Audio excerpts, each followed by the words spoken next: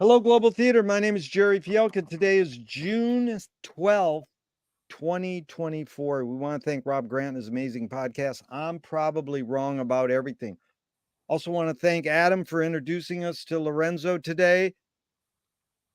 Lorenzo, where in the heck are you calling in from? From Turin, Italy. Dang, it's written right there, but I had to hear it audio. Okay, Lorenzo, first question. What's the best thing for a human being? I guess having an epiphany. Heaven and epiphany. Wow. Yeah, having epiphanies, and in a broad sense, so it can range, from changing your mind to being initiated, have some sort of initiation, something that changes your view of the world, and maybe even more than that. But who knows what's possible? Yeah. I love that. So, what's your favorite form of information? How it comes into you?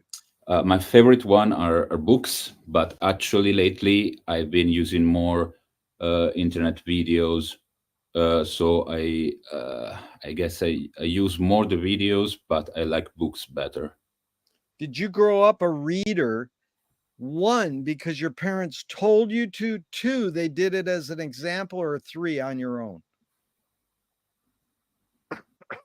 All of them really, because Oh, yeah, yeah. all of them. My parents read, they pushed me to it, but I also loved it beyond their expectations. So I started reading quite, let's say, almost serious books anyway, books when I was very very young, and I really loved it, and I read a lot when I was very young. Why do you think humans collect or gather information?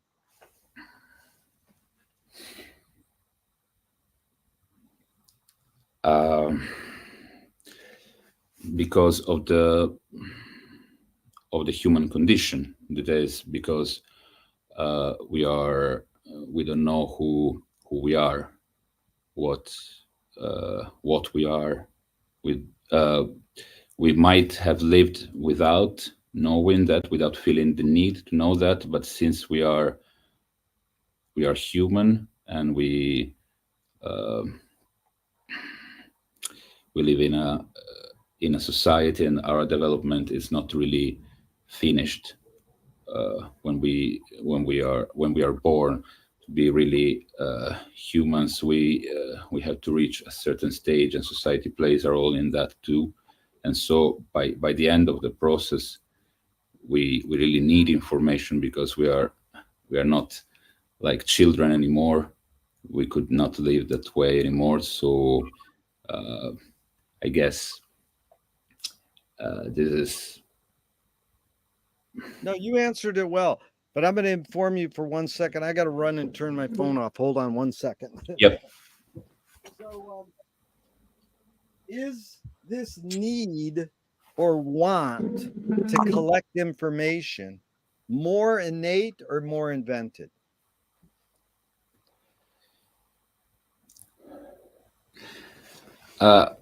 I don't think that the opposition between apprehended and innate really works for Yeah, this, yeah, because I think that when you deal with information, knowledge, also you might say wisdom, you're dealing with the relationship with the subject and the object. And I don't think that the division between subject and object is originary. And yeah. so if you look at it through the dichotomy of things apprehended as coming from outside and not being part of you, it's like you're already taking an epistemological position that I don't Yeah. don't subscribe to. I think that it's more like a hole was broken, and then the parts themselves have to work it out to join back again. And so what appears to be an external part of you, and you apprehend, actually maybe that's also a part of you, and you're just remembering. Yeah. So I wouldn't cut it that way.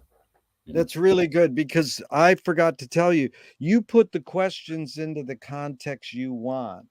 In some of these early questions, I binary. Is it more this or more that? I know it's both and it depends, but it's more that it's a prompt to get you to talk. So you don't have to answer the question. It's more this or more that. So you did it without me even saying that. I welcome anecdotes, stories, tangents, wherever you go is fine. So, do Okay. thoughts create emotions? Yeah, absolutely. Yeah. It's also true that emotions create thoughts, but I think that's maybe more interesting, thinking about the fact that thoughts create emotions too. Also, thoughts do not just create emotions; they also create feelings, Yeah. and that all just starts with thought. While emotions, we could might maybe argue that there can be independent, but it's really important, in my opinion, that feelings just arise through thought. So maybe animals have emotions, but do they really have feelings? Probably not in the way we mean it. Yeah. Fill in the blank, Lorenzo. I don't know what I think until I. I'm not sure I ever know what I think. I don't know. Maybe I'm not sure that anybody ever knows what they think. There are approximations, because when you think, your thought is there. You would need something else to, to know your thought. And if you're in that something else, you're losing part of the energy you were using in the thinking in the first place. So I guess that when you manage to explain it to somebody else, you're getting closer to it. If you write, it's even closer. But I don't think that's really knowing what you're thinking. There are maybe different states of consciousness where that is possible. Yeah. That was beautiful because you covered the waterfront there. You did a comprehensive look at. McLuhan says, I don't know what I think until I say it. Joan Didion says, I don't know what I think until I write it. You basically covered both those, but mine is I don't know what I think until I ask someone else what I should think. And there's a bumper sticker on a car on my street. It says, "Don't believe everything you think." And I'm like, well, you could put it, "Don't believe everything you feel." you know. Yeah. So here's Chomsky. A language is not. Oh no, first of all, before Chomsky, sorry.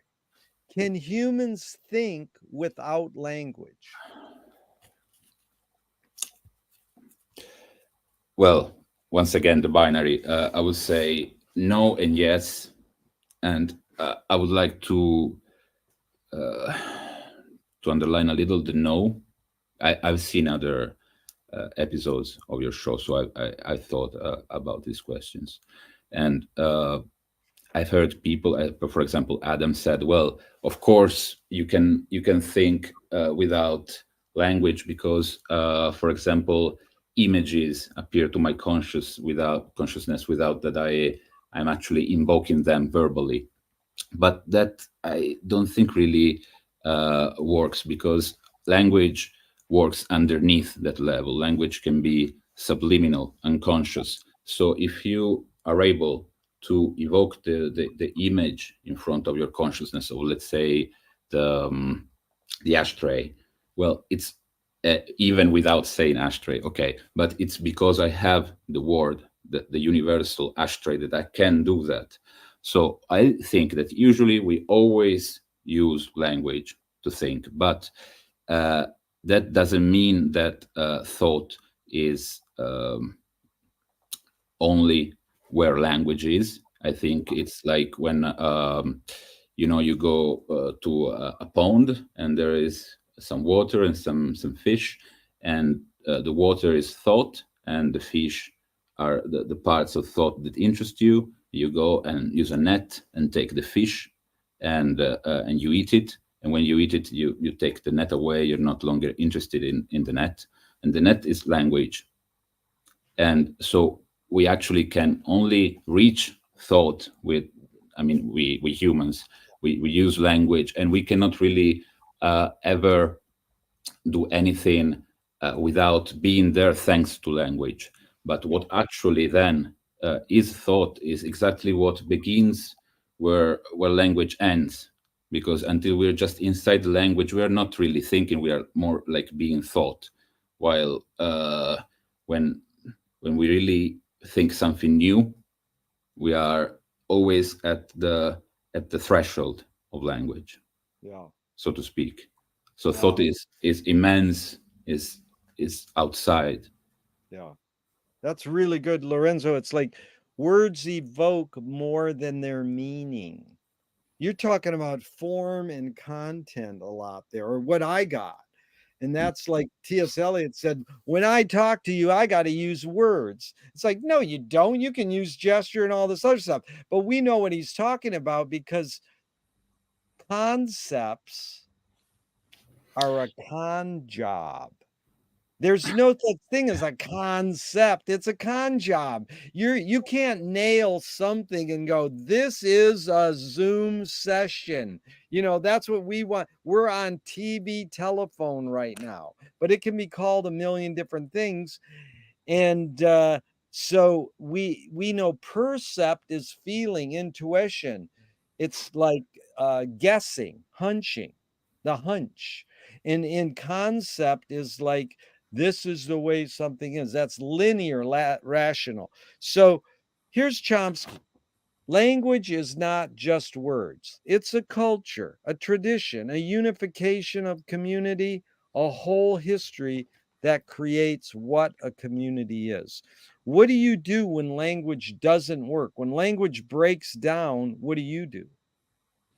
Yeah, I was already getting there, because I think that, well, sometimes language breaks and you're trying to communicate, and of course that's bad. Okay, but actually, when language breaks is when real thinking, meaning philosophical thinking or creative thinking, begins, because maybe you don't find the word, and so the word in its absence kind of really appears, or maybe you just dwell on a word, and you start realizing that there is a difference between, yeah, what you are thinking and and the words, and that this gap, this difference, then can be absorbed by new words, new concepts. Okay, but it's the always at the breaking of language that you get something new. Yeah. So that's amazing because McLuhan said, if it works, it's obsolete. And I invented a aphorism when I was a little kid. If it works, break it the American way. So that's like you brought up those words human condition earlier.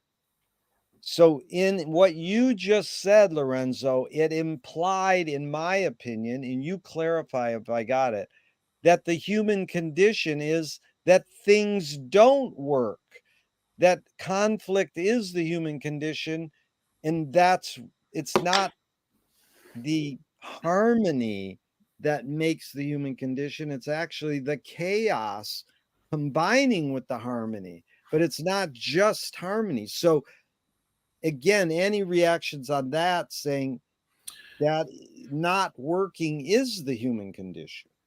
That accurate or not? Yeah, I think we should look at it at from an, let's say, evolutionary or historical point of view, because I think that, or maybe even theological point of view, because I think that this human condition I was talking about is our actual condition. I was speaking about humans today, and we have been like this for a long time, but we haven't always had language. We haven't always had language that we have today. I think didn't have the same perceptions that we have today. I think everything has changed. So I believe that this human condition I was speaking about is some kind of passage phase, in between phase, that is necessary because it's useful for us to create what we might call new organs, even if they are not really physical organs, but still organs of perception. And so this kind of, let's say, this exile phase uh, from from ourselves, from the world, from our uh, whole nature, uh, is, yeah, just a phase, a necessary phase. We won't probably see the end of it, but still, it has a meaning in a broader context. Yeah. Is your observations of humans in general, are we more thinking beings or more feeling beings? I think that today we are more thinking beings because the thinking extends to every aspect. So even if emotions can play their cards in the moment, if, every time something is not immediately executed, then the thinking overcomes the emotions, and so that's the broad majority of our lives in today's world, Yeah. I Two think. questions from Alan Turing in the 50s. One, is thinking a function of the soul? Well, we would have to define soul. I think that soul could be defined as the relationship between the world and the body. I mean, the world as I see it, as I experience it, and the body as I experience it. And yeah, then thinking would then be a function of the soul, and to create, because you said it is from Turing. So I think a theory of artificial soul then would be instrumental in the developing of a theory of artificial thinking. Yeah. And then actually you led perfectly into second Turing question is, can machines think? Yeah, I was thinking about that. Yeah, the today I don't think machines are thinking yet because I do not subscribe to, as I said, to a subject object understanding of reality, and I think we are not getting real thought in the near future unless we change some of the theories, even if machines are surprising and we can also learn from observing machines.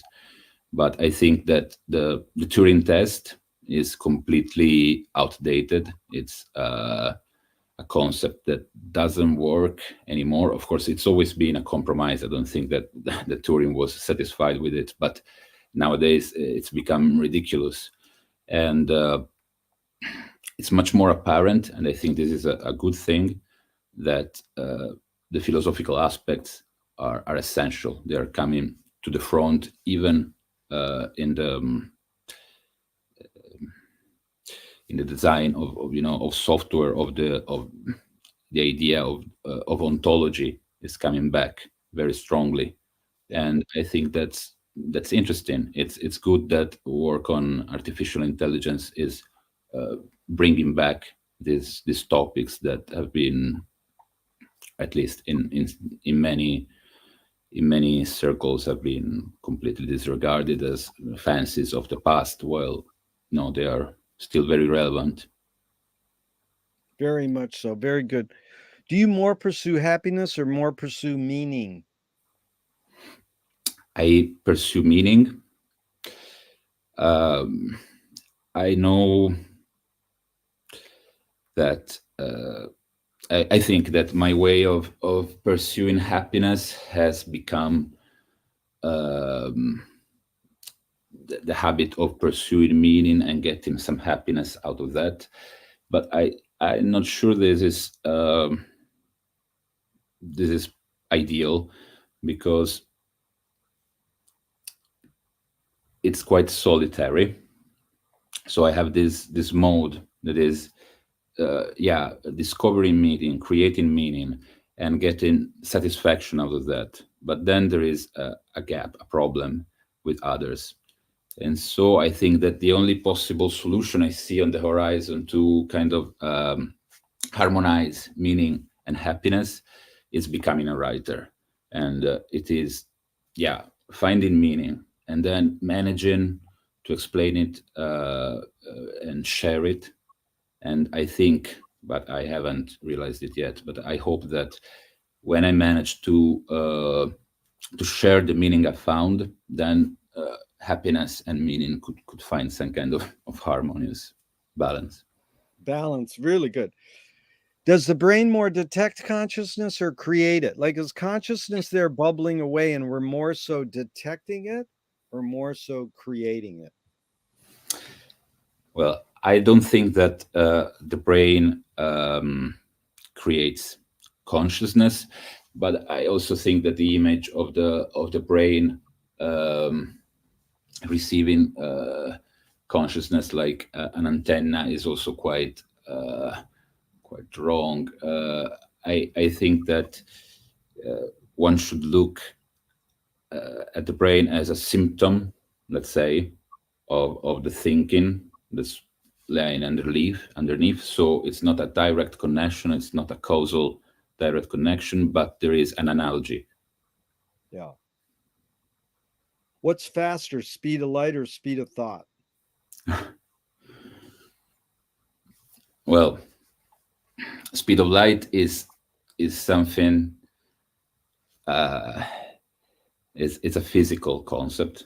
It's something that stays inside the physical ontology, the physicalist ontology, and that's inside thought. So I would say that speed of thought, meant as internal speed of thought, can be infinite, while speed of light is no, is limited concept. I think it's not really possible to do the comparison because they belong to different categories. But if one wants to, then yeah, speed of thought is infinite. Wow. Very good.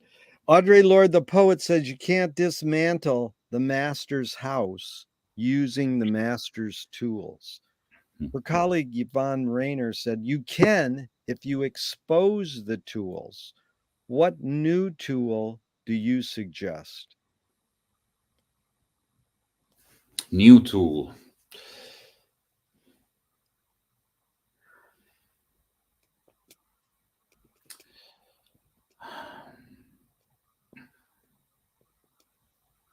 I don't know. Can really tools be just suggested? I should invent something for it to be a new tool.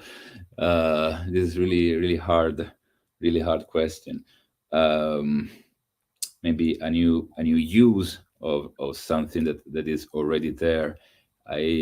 I cannot think of a new tool. Yeah, because Lorenzo, you put the questions into the context you want, meaning really what I'm asking is what tool do you gravitate towards? You can add the word new if you want in dismantling the master's house if you want. Okay, sorry, sometimes I'm too Yeah. literal. Yeah. Well, I'm not sure um, I agree with the idea that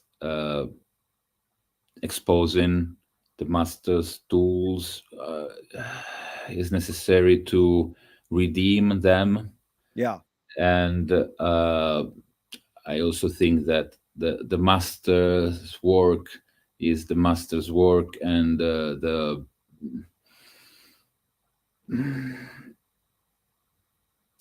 I don't know. I like psychoanalysis.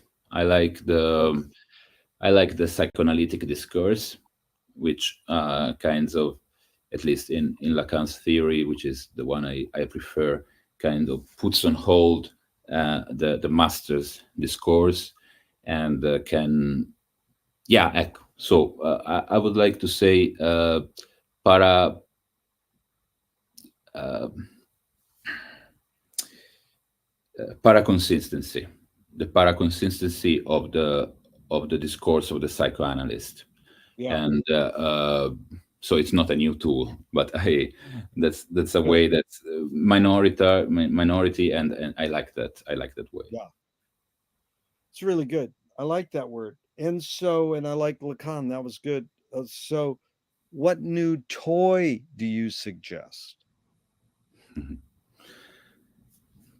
This is another difficult question for me to wrap around, because toys, do we really need toys? The only thing that comes to my mind is when Nietzsche said that, the mind is just a toy of the body. And so yeah, I would say new organs that um do not ache, possibly, Yeah, or do not new ache too organs. much. You mean a new organ that doesn't have pain? No pain organ. Yeah, possibly. That's good. What do you worry about when you go to bed at night? uh, Mostly about my behavior with other people. Yeah, That's really a thing that, however, I'm not a child anymore, but still, it's like I haven't learned anything. And so the only things that really give me, anxieties and sort uh, of pain before I go to sleep, and kind of obsess me, is when I do stupid things to others and I regret it. Yeah. yeah. It happened to me and my friend the other day. Our friend, we were dropping him off in the car, and he says, "You guys aren't good friends. You didn't help me." And it was like, "Come on, dude." And we both are really conscious, and it both hurt us, and Mm, we felt we didn't do mm. something bad, but it stuck with me for a day and a half. Like, did I really do something wrong or didn't I? And it was that, Yeah. we're it's worrying about behavior with others. That's a really good, concise thing. You know what people say? What do you worry about when you go to bed at night? The world's going to end, climate change, money. I love when people go money, Well, which that's a fun which answer is too. honest, which is honest. I want people to just be bearable and honest, but saying behavior with others, it wasn't like, did I act good or did I act bad? Just the word behavior with others, because then the aesthetic, here's the next one. We'll continue the discussion and everything goes around, but this is McLuhan learning from Ezra Pound, the poet, that artists are the antenna of the race, writers, painters, poets. They're broadcasting and detecting the hidden psychic effects of our inventions, so we might learn how to cope with what we don't like about our inventions. So I ask you the question Marshall probed his whole career. Why do we ignore the hidden psychic effects of our inventions, even though the artists are broadcasting them to us? Well, because of evil, because of power, propaganda, manipulation. Uh, I think, ideally we should have a division of the powers, and not just the three powers that Montesquieu talked about, but, as, for example, Orson Welles explained so eloquently.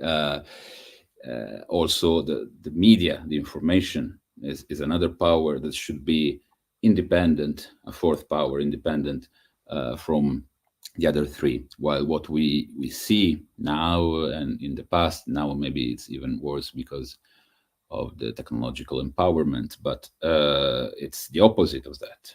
The powers are together, they are separate, maybe just on the surface, but as soon as you go deep, they are really intertwined. And so, of course, people do not receive the message of the artist. There are very uh, powerful interests that doesn't happen. It, it's not irrelevant to power. But Lorenzo, I missed. You said the three powers, and I think you said a name, and then you said Orson Welles' name.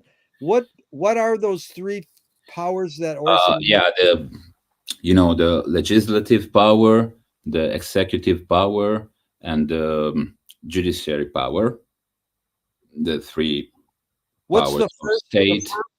What's The the fourth first? power is the one that is in Citizen Kane. It's media. It's media, meaning, sorry, not in the McLuhan broader sense, meaning information, meaning the No, newspaper. he means you mean Orson said media, executive, and judicial. Is that what he No, said? Montesquieu back in, I think, the 16th century, sorry, the 17th, the 18th century, Yeah. said that the three powers should be separated, and that's the theory of state, of democratic state, where the executive power is separated from the legislative power, which is separated from the judiciary power, and Legislative. Okay, I get it. You're saying but then there is a fourth power, which is Yeah. shown in Citizen Kane.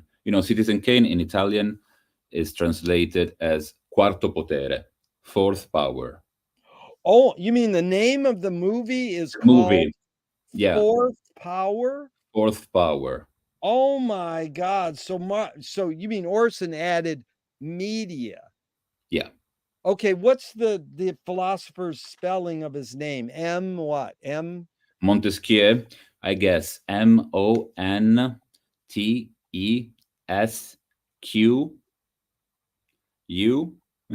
and then my ignorant, I think EU, but Right. don't Okay. I can look don't it take up. me.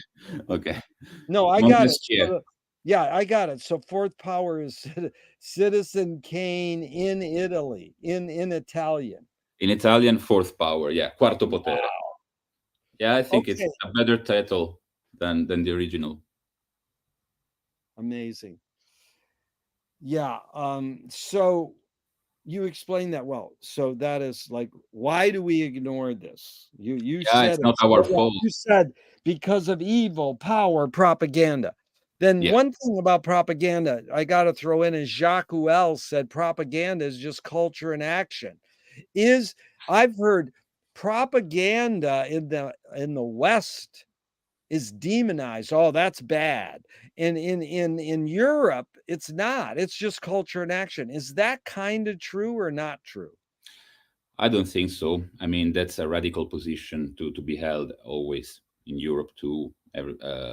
Yeah. Nobody, mostly people think badly of propaganda, Yeah. as bad as you can think. Of course, if you are an activist, I mean, I once had a small magazine, and we were actively doing propaganda, and that we were saying that we were Yeah. doing propaganda, and we kind of endorsed a role. We had a role in that, but there was some humor to that too at the same time. Yeah. uh, That's you cannot something. really, it's very like a futurist manifesto, like, yeah, Yes. There you go. it's radical, interesting to think about, but not anyone's Yeah. really. And overall, do you like the futurists or not like the futurists or just appreciate what they did or demonize it? I really separate between arts. I love the painters. I think, I mean, I'm not really an expert, and I'm not speaking, of course, of every painter, every painting, but broadly. I really love futurism painting and some of their essays, but I don't like their poetry. Not the poetry. Okay, now did you ever hear the subgenius in America? They say, pull the wool over your own eyes. Okay. Do you know that what that's like No. a flip? So, anyways, it's sort of like brainwash yourself. You don't have to have the power or the propaganda brainwash you. So that's like you admitting that your zine, your magazine was propaganda too. But was it good or bad? Well, no, it was good because you were putting it out. Yeah, But you exactly. were like, oh, this is evil. This is bad brainwashing. Like, Was no, we can, Gödel theorem of propaganda, yeah. if you say it. Yeah. Do artists have moral obligation?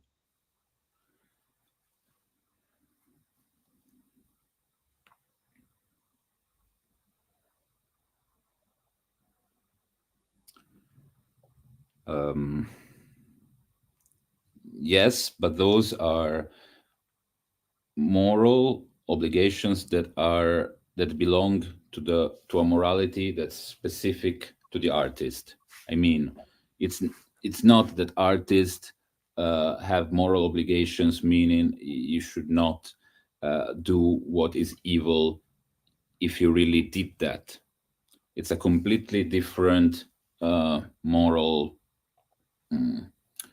layout. It's the moral obligation of the artist is to be true, is to try as hard as possible to be, yeah, to be true to the art, Yeah. to be sincere to the art. And this has nothing to do, with the morals regarding the behavior with others that we were speaking before. I mean, you can really, in my opinion, express the worst apocalyptic demonic thoughts ever in art, and that's not to be judged. It's when you do bad art because of money or because of politics, as I said, propaganda, etc., then you're doing a wrong, Yeah. a bad thing as an artist, in my opinion. Yeah. Yeah. All I can say to that is watch the YouTube trailer for the rock band documentary on the Butthole Surfers that just came out. It's like everybody goes, holy fuck, these guys are fucking nutcases, but they were great. I love them. Yeah, you love, yeah. Sick puppies. Cherub. I did a cover of Cherub. You know the song Really? Cherub? Yeah, Cherub. Yeah, from You the you did a you did a cover of the Butthole Surfers song? yeah. I mean, I know you haven't recorded, but I rehearsed it. Right. Did you watch the trailer yet for the movie? No, no, I didn't Oh, know. you gotta watch it. It is, like, mind-blowing. It's so I cool. will. And so, are you more afraid of new ideas or more afraid of old ideas?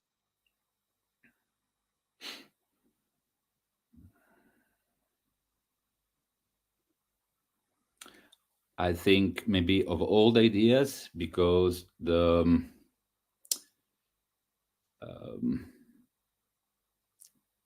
the ring of power, meaning the discourse of the master, is not has nothing to do with novelty. It doesn't need novelty to act. It was there, and so even if as evil can, of course, be empowered by technologies, that's just tactics. But um, the strategies are more important, and the strategies are in the past. Yeah. Can you conjure up your earliest memory ever or one of them?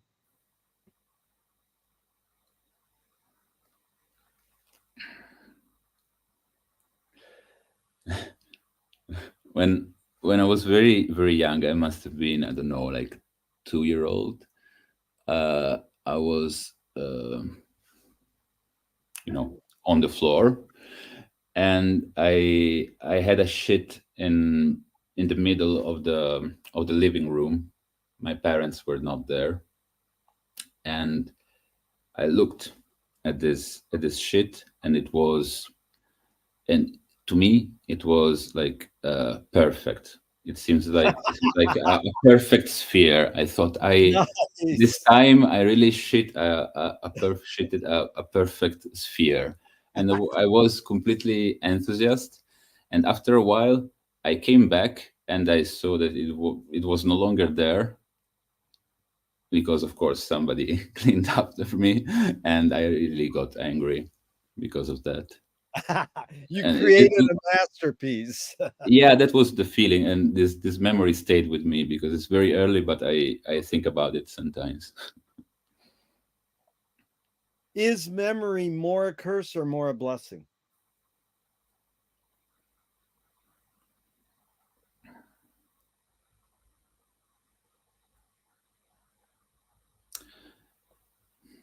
It's more a blessing, Yeah. because um yeah, it's a bit like the discourse on the past, but the opposite way, because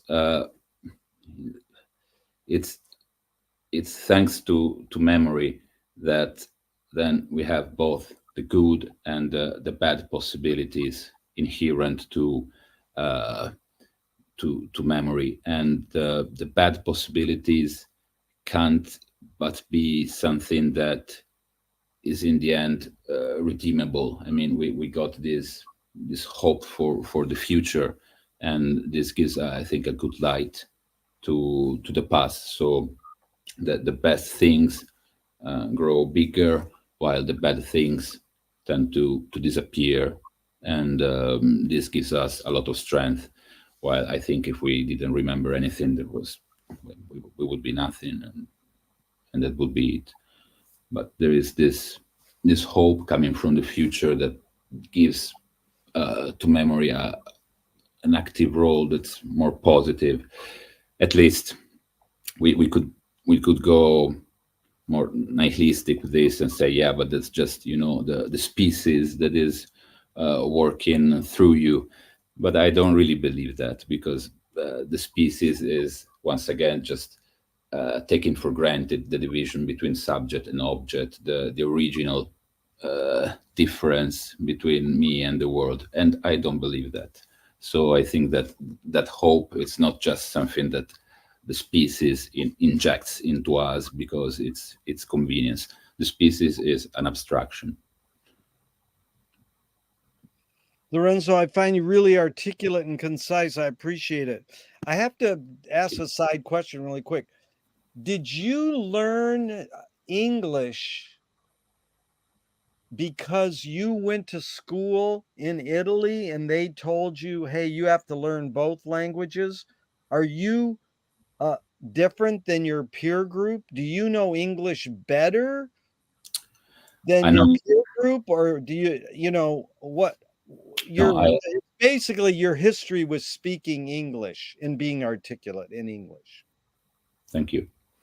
No, I know English better than people around me, and that's because well, partly I started learning English just because when I was 12, I really wanted a computer, and my parents told me that I would have had a computer if I accepted having private lessons of English. So I had some years of private lessons, and that, of course, gave me some basis. But then music also really played a role. I listened to a lot of English American music, and so I listened to the words, to how they were sang, and then I fell in love with some English Anglo American literature.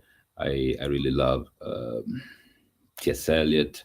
I love Blake. I love Joyce, and that grew, and so I kept my English alive. Great. So you're different than your peers. Most people. What year were you born? 1984. 1984. Whoa. Yeah. So, but you named three lit people just off the top, three music people that you delve into that were teaching you English. Okay. When I was a teenager, Robert Smith from The Cure. I was a Yeah, Cure fan, so I yeah, listened to him a lot, even if he yeah, has quite an accent, but I listened to him. And then I would say Lou Reed, The Velvet yeah, Underground, yeah. all of their career. And well, of course, so many. Let me see one. Oh, Bob Dylan. Bob Dylan. Okay, hold on. Did you know that Lou Reed's mentor, Delmore Schwartz, is a huge Finnegan's Wake person? No, I knew he was really into modernism. And oh yeah, yeah, yeah. No, now that you Yeah, say, I remember. Yeah, he went. He used to go to baseball baseball, Finnegan's matches, Wake. Yeah, reading Finnegan's Wake and taking. Yeah, Finnegan's Wake. Yeah. his Okay. two passions. Yeah. Yeah. So we'll get into this more. So that was good. Tell me someone within your immediate family who had an, and then outside your immediate family, just briefly, who had an impact on you, kind of like a role model. And what specifically was that impact?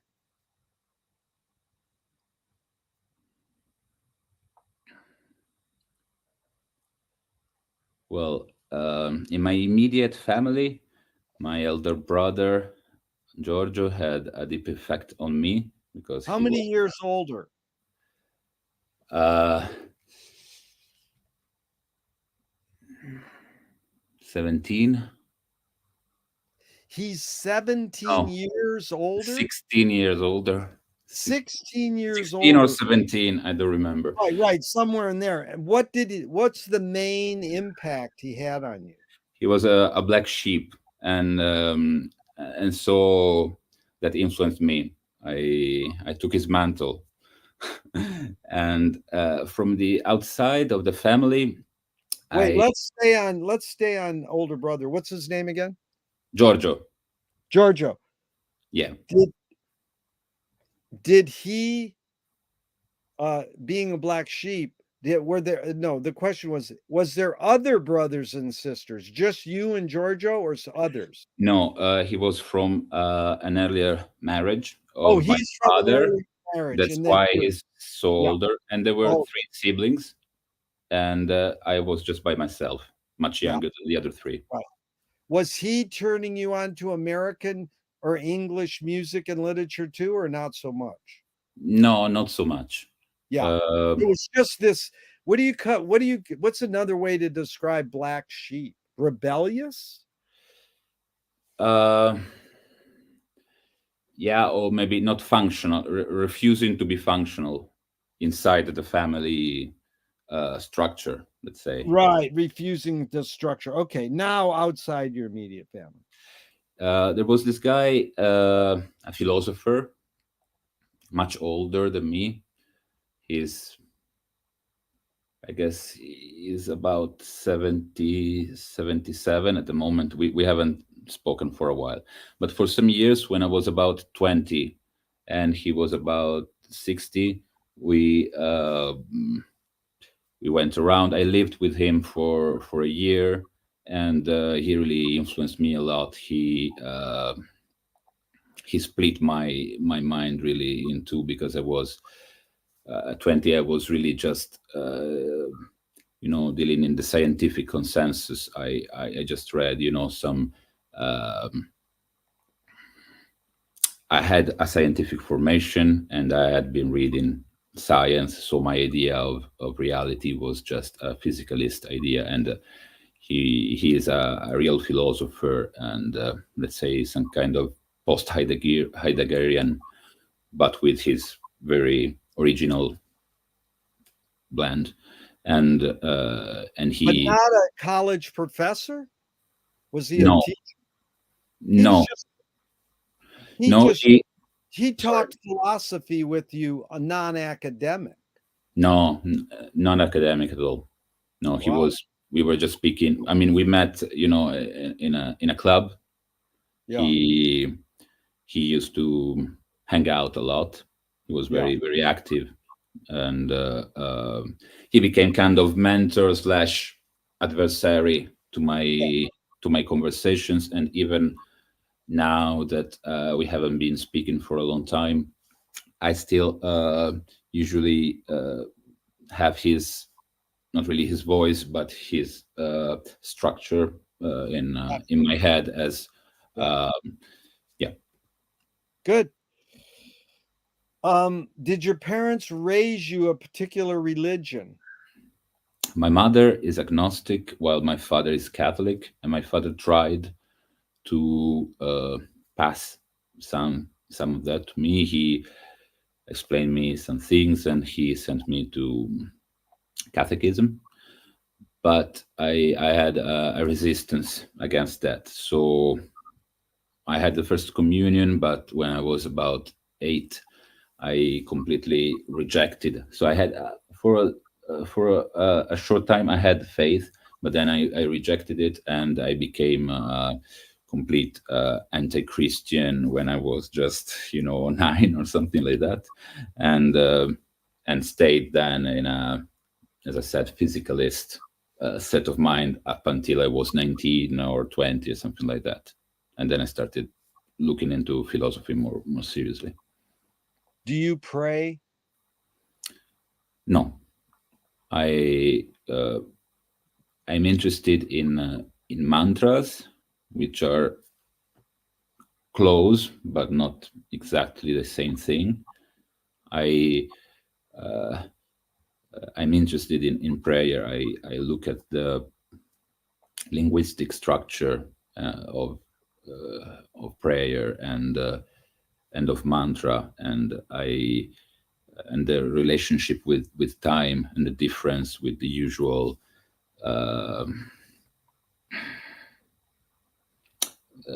the way language usually works in prose, let's say.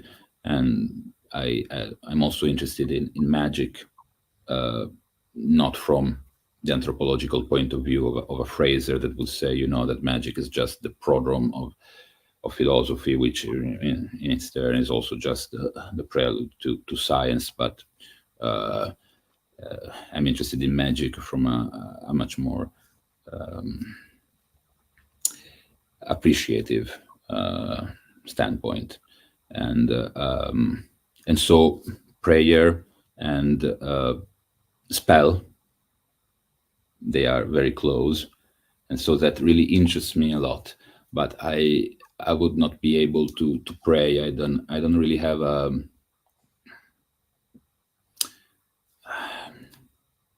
it's complicated. I mean, it's Well, Lorenzo, you explained it well. If God exists, what would you like God to say to you after you die?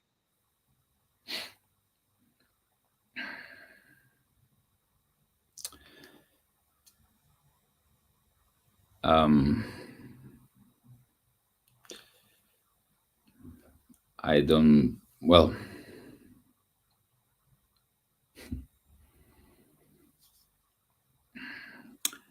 I really don't know. And it's not just because it's God, what would you really want somebody to say to you is kind of misses the point. I mean, it Yeah. must come from the outside. I cannot say It it. it misses the point. That's that's the good thing he said. Because 80% of people I ask this question to, they go, "You did a good job." That's what they want God to say to you. "You did good, okay." Or a lot of people say, "Welcome home," hello, whatever. Andy, okay, so does your peer group mainly raised Catholic in Italy and they remain Catholic? Or is your peer group mainly raised Catholic but don't practice it anymore? I would say that, yeah, they're raised Catholic, then most of them do not practice, or they have a very shallow adherence to Right. Catholicism, like they baptize their babies if they have, they attend. Um, They go through the motions, but they're not like hardcore. Yeah. yeah, not at all, not at all. Yeah. I think there's a huge lack of faith and Yeah. complete ruin of all tradition is completely Right. lost in today's Yeah. society. Do evil people exist, or does evil use people as a vehicle? I sometimes think about this question in the context of reincarnation, or I sometimes think about a double layer of reincarnation and metempsychosis. If we think that the spirit is one thing and reincarnates, and that souls are another thing, then reincarnates through different um, in different sequences with different combinations. And sometimes I think that maybe there are some vicious circles that create obsessions and extreme situations that repeat themselves generation after generation. I see this linked to families and to constellations. I think that in the constellation, familiar constellation, it's possible that something becomes more or less, let's say, than human, and so it goes beyond what is actually a human behavior, and there you get maybe something that it's really evil. You can say that there's an evil person, but you see, I had to make this whole uh, complex theory about reincarnation and constellations to justify it to me, because otherwise I would not believe that people can really be evil. And maybe they are not evil even in this description. It's just a justification for what happens. But I would say I don't believe that evil people really exist. Yeah.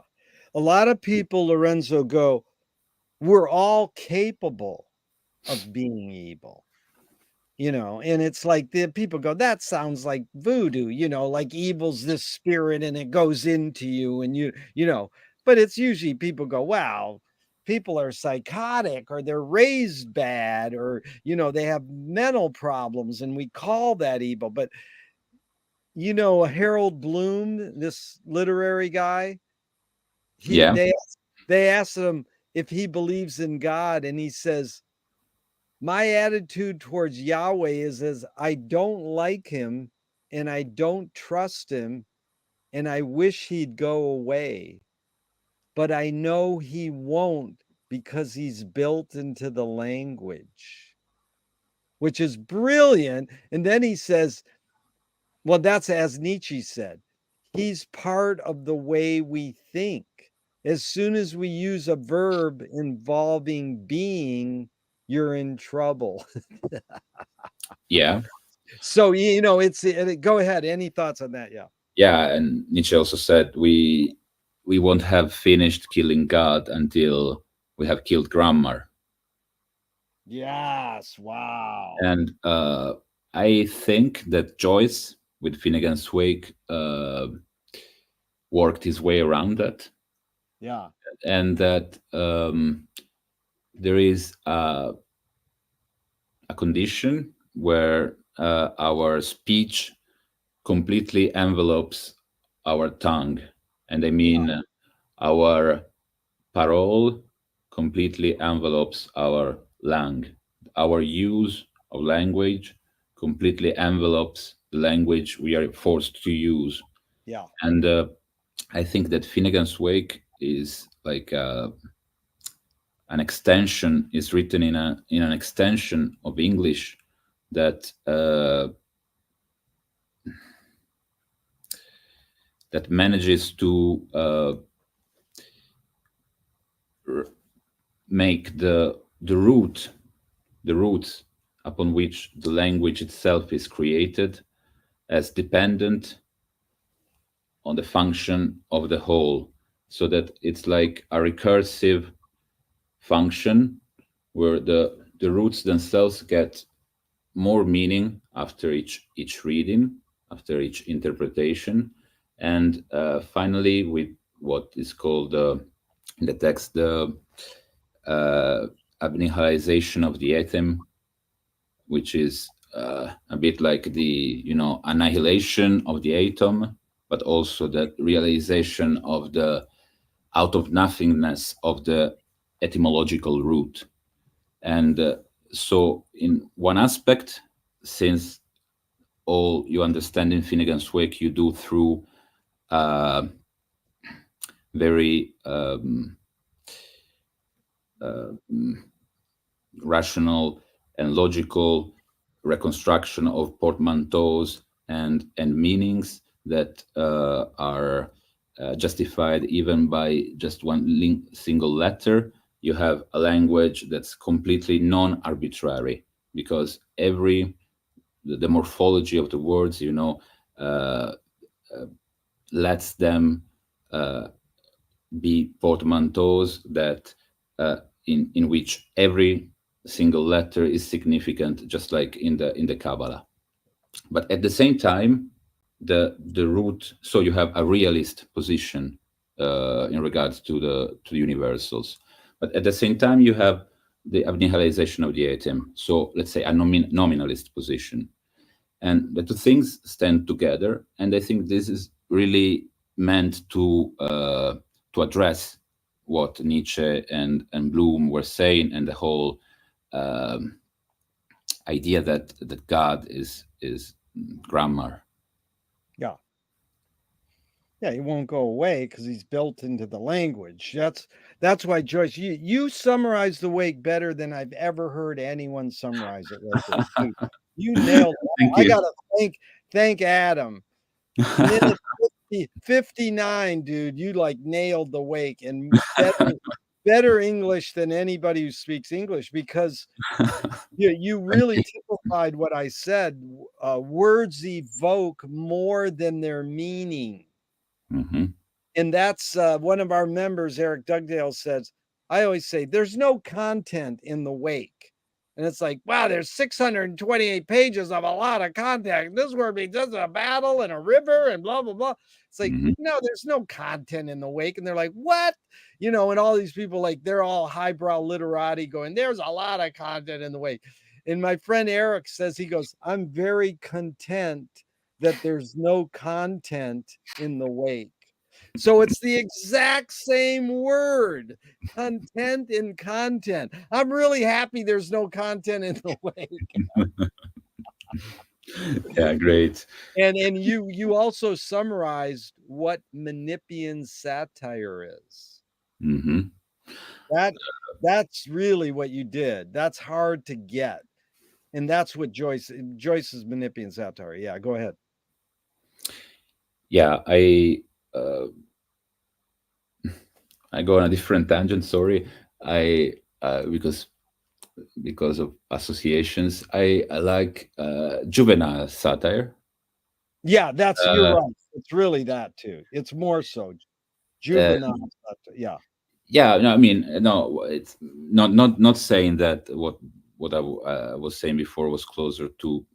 Yeah. No, it's far. That was a Manichaean satire, as you said, but the juvenile is much more um, constructive, and it's so rare to find humor that is not destructive.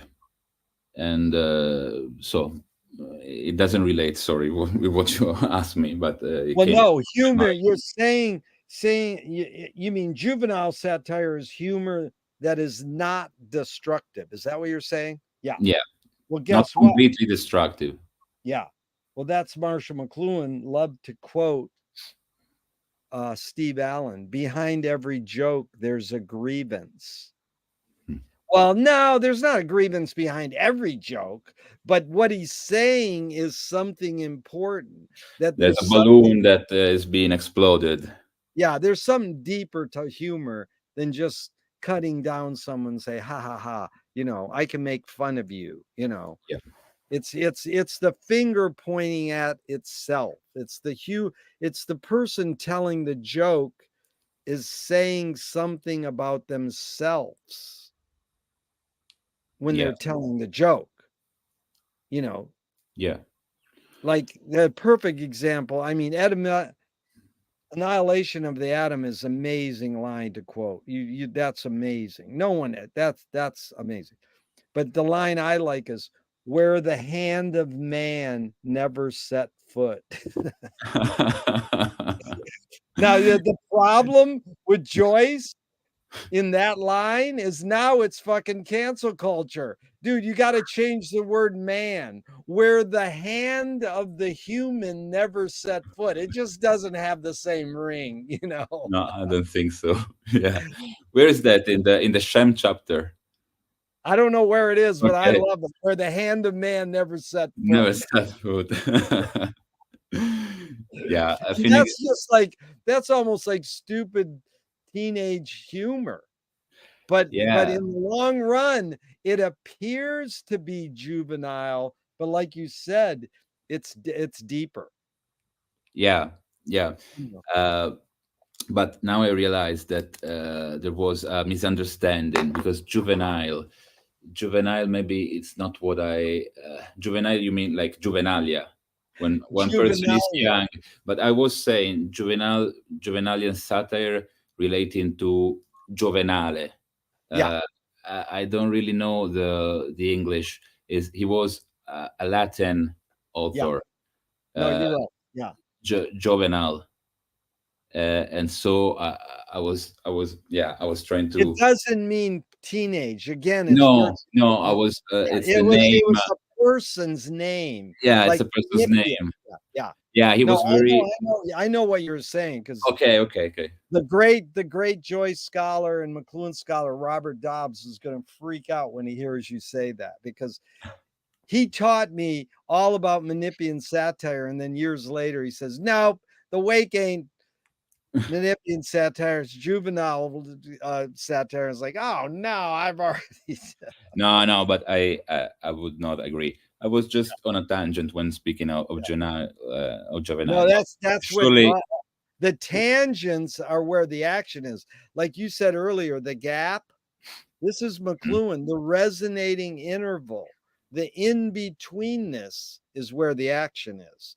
If you yeah, go, oh, it's this, oh, no, it's that. No, it's what's in between that's resonating. That's the yeah. gap. That's why McLuhan said the gap is where the action is, you know. The medium is the message. Yeah, but that's It's again kind of very, a restating of that, isn't it? it is, but Think it's about it. also that's really hard to get. On the surface, people think that the content is not as important as the form. When Marshall said the medium is the message, he wasn't saying that form is more important, but it sounds like he's saying the form is more important. It doesn't matter what you watch on TV, it's just that you're watching TV. No, he knew he's a literature guy. Both are important, but he stressed the form because we usually ignore the form. And Yeah, that's the T.S. Eliot, the watchdog of your mind. When you go to rob your neighbor's house and the watchdog comes out, "Rrr," you get a piece of meat and you give it to the watchdog, and then he runs off and you can commit your crime. And he says, the meat is the content. That's what we go for, the content. And that's the watchdog of your mind. But McLuhan was saying the medium is a message. He meant the form is the environment that the invention creates. When you say the medium is the message for TV, it's not the TV in the screen, it's the living room. And it's everything else that the television creates. Advertising, Salvador Dali doing ja- uh, an album cover for Jackie Gleason, painted it and it was on the cover of TV Guide magazine with thumbs like De Chirico's painting, and in the thumbnail was a TV screen. So Mhm. it's much deeper. I mean, that's what TV is, much more widespread and overbearing than just sitting there staring at the tube. Mhm. That's what, and you can, no one gets, not many people get this unless you study the book Understanding Me, which is a different book that came out And years af Understanding Me is by Marshall McLuhan's daughter, and she just transcribed 10 of his speeches. And he explains on page 254 what medium is a message really means. mhm. But the fact that people get it a little is good because, like Marshall said, a half a truth is still a lot of a truth. Yeah, yeah. One You one know, thing, if you get one line from the wake, then you're still getting a lot, man. You know, that's true. etymologization of the atom. If you get that line, that's enough, man. You don't have to get the whole book. Yeah, one thing that thinking about the medium is the message uh, lately has brought about in my reasoning is that the medium is always a thirdness, Yeah. like using the Persian concept of thirdness. Whose concept of thirdness? Uh, Charles Sanders Peirce. Oh, okay. Go ahead, Charles. Wait, Uh, what did he write? What's the book he wrote?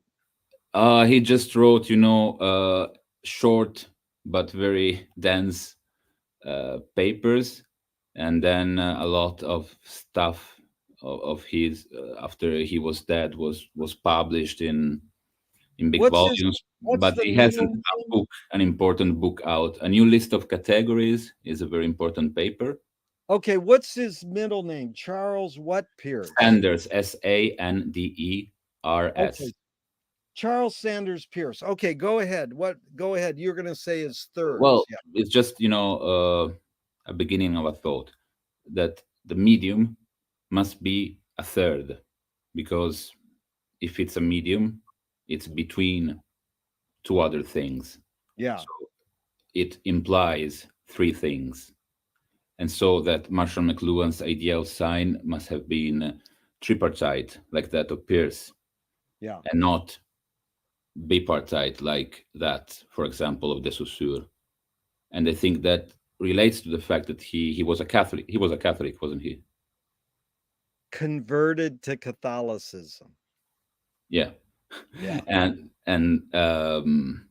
yeah, the Trinity I think was really important to McLuhan. And when he says, the medium is the message, I think he's speaking theology there. Yeah. That's really heavy. There's actually a book on McLuhan. This woman makes the theory that Marshall was obsessed with threeness, whereas his book called Laws of Media is obsessed with fourness from Vico and in the new science. The name of the book is Laws of Media, the New Science. So he comes up with four questions. But she says in the Woody Allen film, his fingers are actually like this if you look really close because he's giving the three sign. Now, whether that's he's conscious or not of that, that's pretty psychic or psychedelic or something. So here's the follow up. We got on a good tangent there, Lorenzo. Here's the follow up to the evil question. Okay. How do you advise someone to deal with an enemy? So I'll set it up. Alan Watts says if you acknowledge your enemy, you empower them. Coppola stole from the mob and the samurai. Keep your friends close and your enemies closer.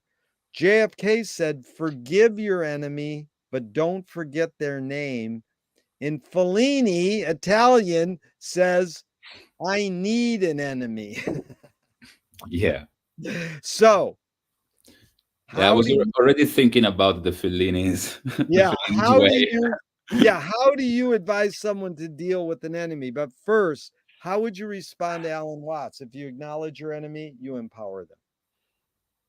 Yes, that's true, but linking it to Fellini, that's also the reason why one has to choose his enemies, their enemies. I think having important, meaningful enemies, that's something that uh, can sometimes be helpful, even if, of course, the very idea of having an enemy is something that lowers you to their level, and it's not a final uh, a final situation. But since one has enemies all the same and they define you, then it's a bit like with lovers. I mean, if you find a good enemy that can be can be important, can be formative, can change you. And sorry, what was the other? But the question is that was very good, Lorenzo. Thank you. How do you advise someone to deal with an enemy? Like your friend comes to you and go, I have a problem with the enemy. What should I do? What would you say to them? I'm really not good at this because I'm very bad. I always lose even the easiest confrontations. I always get to the wrong. I mean, even if sometimes comes in the street and just uh, kicks me in the face in 5 minutes, I have managed to get on the wrong.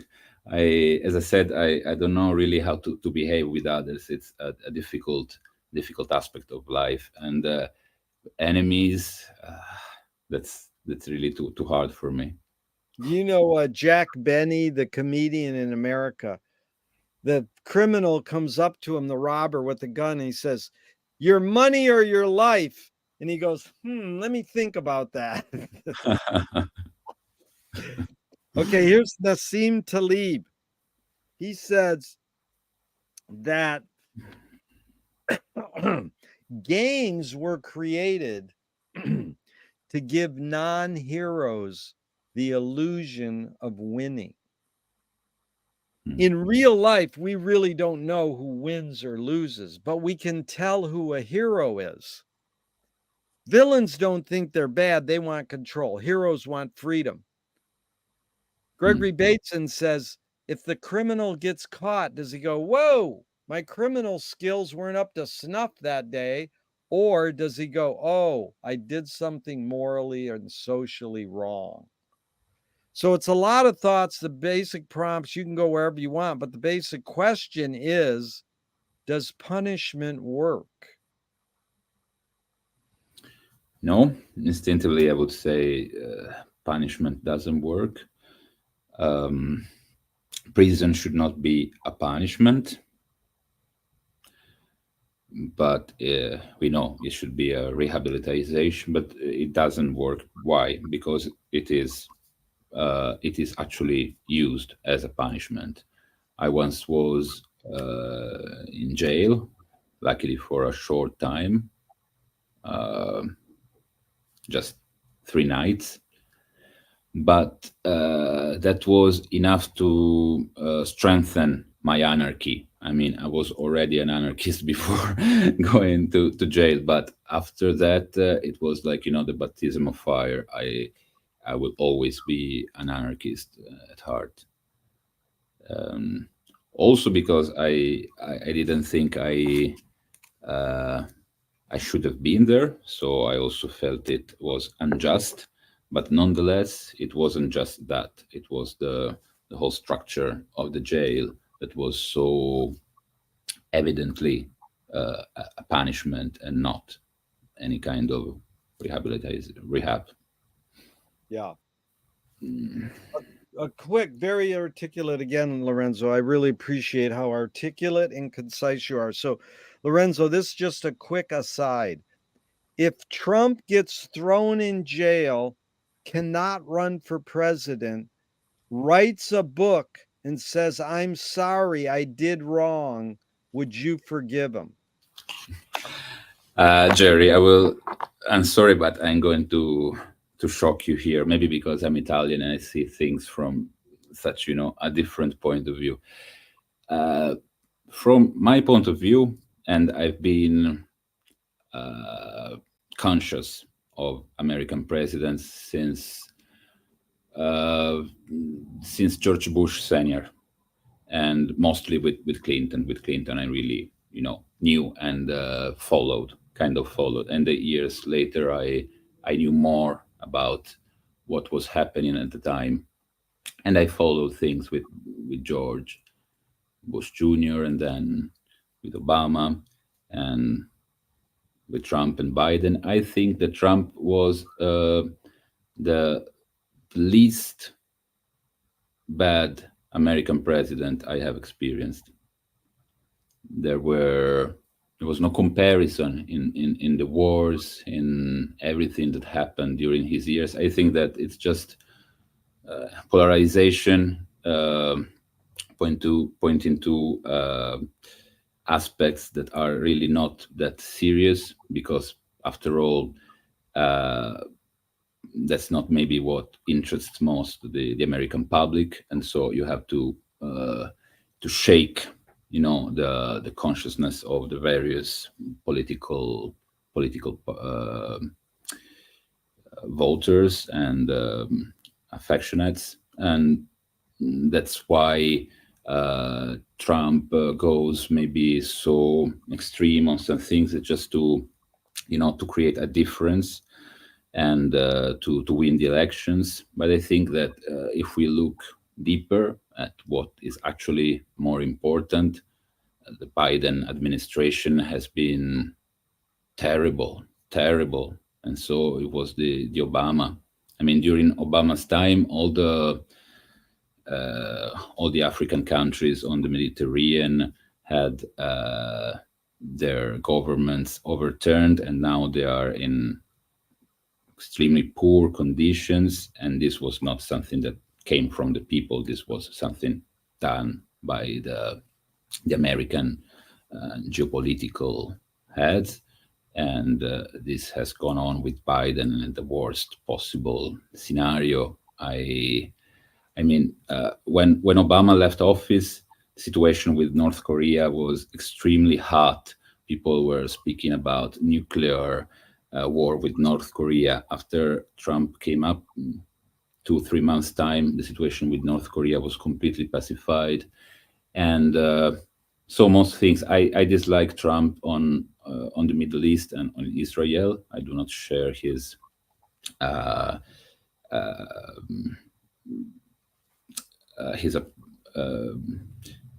how you say, his recognition of Jerusalem as the capital city. I think that was a bad move. Okay, but if you compare that to what has happened and to what we are seeing now, I mean, it's like so Mickey Mouse versus Satan. I mean, it's, to me, really the Trump's faults are the least you would expect from an American president. While No, I hear you what you're saying, Lorenzo. And I asked for 90 minutes, so we got about 8 minutes left. And I would love to do a part 2 so we can talk about Joyce and writing. But let's just jump into Joyce in closing out here with a couple more. Joyce was the first projectionist in Dublin about 100 years ago, his movie theater. And he basically checked out. He said, this is stupid. Why should I go inside a building and see a movie of a tree when I can go outside and see a real tree? Years later, Faulkner said sometimes the best fiction is more true than journalism. Why do we have to recreate things in order to get them? Why do we have to go to a theatrical play of people acting out life? Why don't we just live life? because life is created. I mean, when you go outside and and you look at the tree, that's created. That goes back to my point about subject and object not being really separate. I Yeah. believe in participation, and so we have to create things because they are always created. Everything is. I mean, the universe is the creation. Is the if you say the creation, you mean the whole, the universe. And I think that a good epistemological paradigm would be that of the fake slash of the created. Let's say if we saw that the ideal of condition of a model of reality was that of something that eludes you of its reality, then I think that would be a great epistemological uh, paradigm, as I said. If it fools you into believing that it's true, then it might be a good model of truth. If it fools you into the truth, that's a good model. Yeah. That's what do you think of Louis Buñuel? He says, I'm for anyone who seeks the truth, but I part ways when they claim they found it. Um, I understand it regarding people. I mean, if we do not take this as an absolute proposition, but just as something, when usually when people say that they have found the truth and they stop changing their minds, yeah, maybe this is good advice. But I do not believe it as I said, as a universal statement, because I think that truth cannot really actually be found. And this Yeah. relates to your question about when do you really know what you are thinking. Yeah. And I said a different state of consciousness would be needed. Yeah.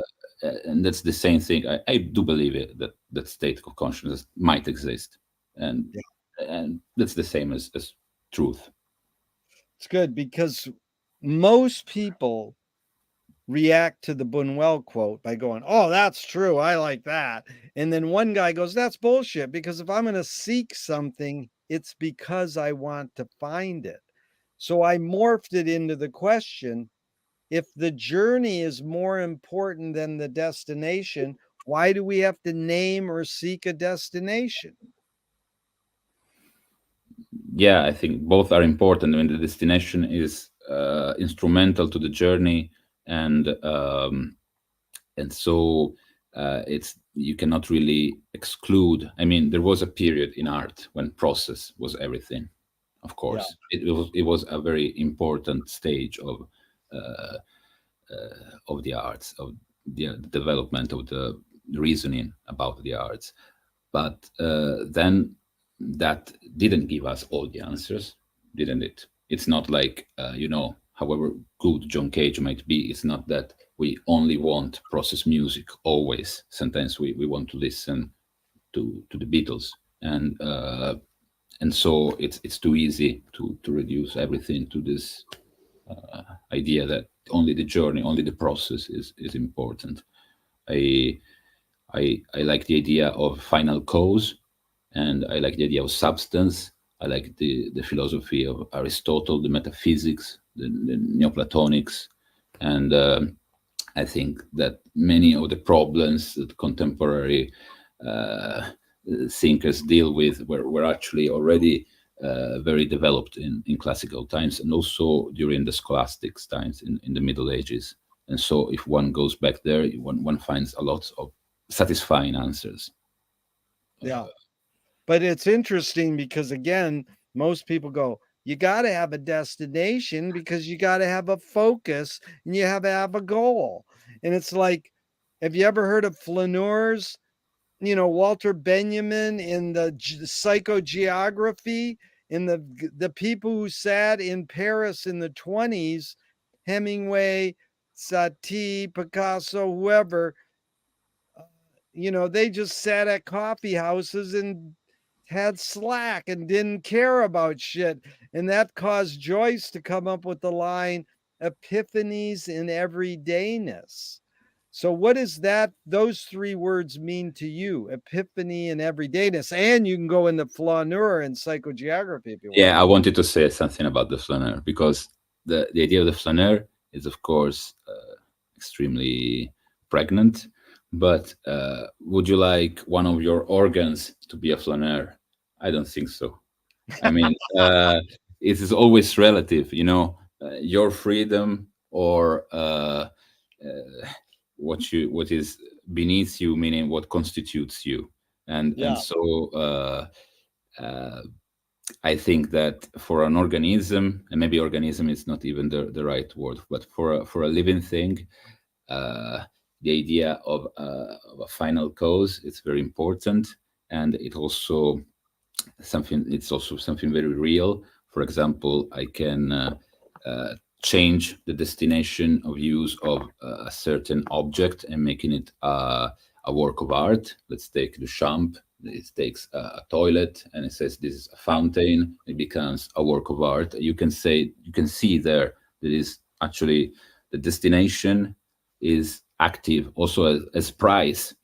That that toilet now is on the market has a lot of value, and so one is seeing that there is actually something there. And by the way, I think that Benjamin was working on the idea of the flaneur not because he was completely critical of the idea of a destination, and because he also had a different idea of science, and he worked with the idea of signatures and with archaeology, and so I think that he came up with the problematic idea of the flaneur exactly because he felt that destination is something, because if you take it out, then you have a new concept. If it wasn't, the flaneur would have been interesting. Yeah. It's really good. Yeah, it's really important what you just said there because